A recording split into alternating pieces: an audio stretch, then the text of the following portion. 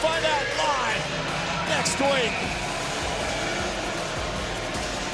Baseball, nobody home.